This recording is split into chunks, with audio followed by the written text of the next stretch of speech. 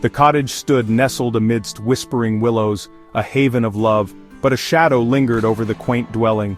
Thomas and Alara were happy. Their hearts overflowed with love, yet fear was a constant companion, fear of the witch who dwelt in the imposing manor beyond the woods. Alara tended her herb garden, her touch gentle. Thomas chopped wood, his brow creased with worry. The witch's presence loomed large, casting a pall over their lives. They knew the stories, the whispers of stolen dreams and cruel bargains. "Do not stray from the path, my love," Thomas would say, his voice husky with concern. Alara would nod, her heart heavy. The witch's presence was a specter haunting their happiness. The seasons changed. Summer's warmth gave way to autumn's chill. Alara found herself with child. Her joy knew no bounds. Yet a strange illness gripped her, a craving so intense it consumed her. She yearned for the crimson moonrose, a rare flower that bloomed only in the witch's garden. "Thomas," she whispered, her voice weak, "I need the moonrose." Thomas felt a chill grip his heart. He knew the risks, but he couldn't bear to see Alara suffer. That night, under the pale glow of the moon, Thomas crept into the witch's garden. He moved like a shadow, his heart pounding in his chest. He found the moonrose, its petals glowing with an eerie light. As he plucked the flower, a cackle split the night. "Stealing from me, are you?" a voice rasped. Thomas spun around to face the witch, her eyes burning with cold fury. The witch, Agatha, was a fearsome sight. Her eyes glowed with an unnatural light. Her fingers, tipped with long, sharp nails, curled around her gnarled staff. Thomas trembled before her, the crimson moonrose clutched in his hand. "Please," he begged, his voice hoarse. "My wife, she needs it to live." Agatha's lips curled into a cruel smile. "Life for a life," she hissed, "a soul for a soul." Fear coiled around Thomas's heart like a serpent. He had no choice. "Take my firstborn," he choked out, the words tasting like ash in his mouth. "But spare my wife." Agatha let out a shrill laugh that echoed through the night. "So be it," she croaked. "The child will be mine, and her name shall be Rapunzel." Years passed. Rapunzel blossomed under Agatha's care, but it was a twisted, suffocating kind of care. She lived in a tower that rose from the heart of the woods, a solitary stone pillar with no door, and only a single window high above the ground. Her only connection to the world was Agatha, who visited daily, using Rapunzel's impossibly long golden hair as a ladder. Rapunzel's hair. It was like spun gold, shimmering and flowing like a river of sunshine. It cascaded down the tower wall, reaching all the way to the ground. It was her prison, and her only connection to the world beyond. Agatha would call out, "Rapunzel, Rapunzel, let down your hair!" And Rapunzel, ever obedient, would toss her braid out the window, her heart heavy with a longing she couldn't quite name. Days bled into weeks, weeks into years. Rapunzel grew up within the cold embrace of the tower, yet her spirit remained unbroken. Her isolation fueled her imagination, and she filled her days with songs and stories.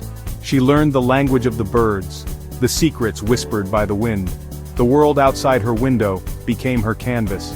She'd spend hours gazing at the changing colors of the leaves, the fluffy clouds drifting across the sky, the birds soaring high above.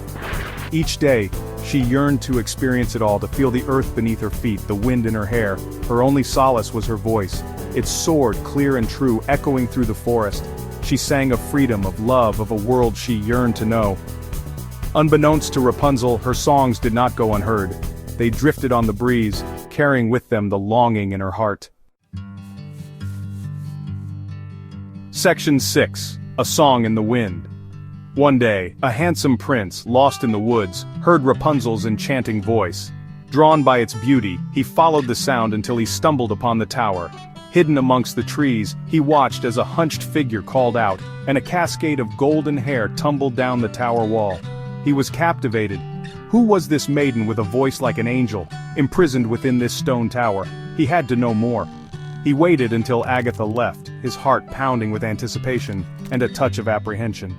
Taking a deep breath, he stepped out from the trees and called out in his most charming voice, "Rapunzel, Rapunzel, let down your hair."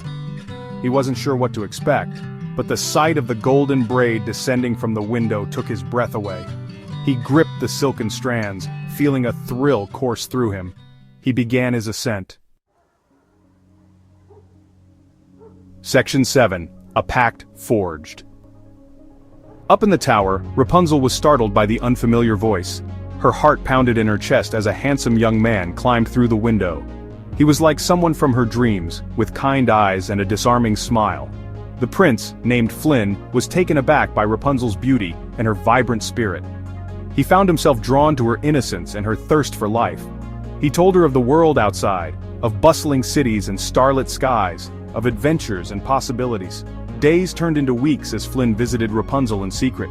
He brought her books and stories, sharing his world with her. Rapunzel, in return, showed him the beauty she found in her confinement, her paintings that breathed life into the tower walls, her songs that filled the air with magic. They fell deeply in love, a love as strong as the tower that confined Rapunzel, as bright as the sunbeams that danced in her hair. Together, they hatched a plan to escape the tower in Agatha's clutches. Section 8. Betrayal's Sharp Sting. One day, Agatha discovered their secret. She returned to the tower to find Flynn and Rapunzel laughing together, their happiness a stark contrast to the bleakness she cultivated. Jealousy and rage consumed her. "You dare defy me?" she shrieked, her voice dripping venom. With a flick of her wrist, she flung Flynn from the tower window, his cries swallowed by the wind. Rapunzel screamed, her heart breaking. Her tears, however, were not enough to quench Agatha's fury. With a cruel laugh, Agatha severed Rapunzel's magnificent hair, her golden lifeline, and banished her to a desolate, faraway land. Blind and heartbroken, Flynn eventually found his way back to the tower, only to find it empty, the beautiful golden braid hanging limply from the window, a cruel reminder of his loss. He wandered the world, searching for Rapunzel, his heart filled with despair. Section 9. Reunited by Love. Years turned into a blur of heartache and longing. Rapunzel, trapped in a desolate wasteland, never gave up hope. She clung to the memory of Flynn and the dreams they shared. Meanwhile, Flynn, guided by the memory of Rapunzel's voice and the echo of her love, searched tirelessly. His journey led him through treacherous mountains and across vast deserts, his determination fueled by the faintest glimmer of hope. Fate, as it often does, intervened.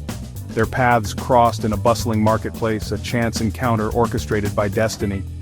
Though years had passed, their love remained. A single look, a whispered word, and they were in each other's arms. Their reunion was nothing short of a miracle. The years of pain and separation melted away, replaced by an overwhelming wave of love and relief. The world, once shrouded in gray, burst into vibrant color, a testament to the enduring power of true love. They returned to the kingdom, their hearts overflowing with gratitude for their second chance at happiness. The witch was vanquished, her reign of fear finally over, and the kingdom rejoiced at their return.